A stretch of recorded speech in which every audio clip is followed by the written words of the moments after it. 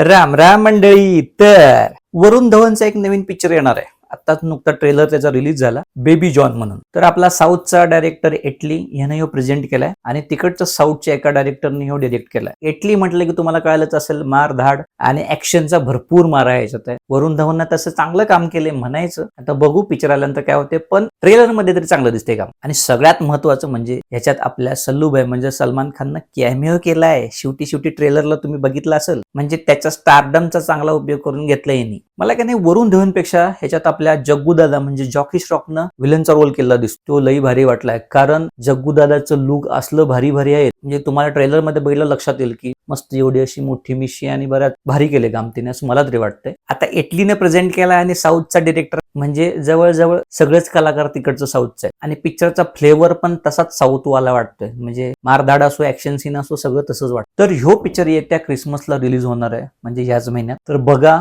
आणि सांगा मला कसं वाटतोय. बाकी आपल्या पेजला आणि चॅनलला फॉलो आणि सबस्क्राईब नक्की करा, म्हणजे कसं पुढच्या वेळी व्हिडिओ आधी तुमच्याकडं.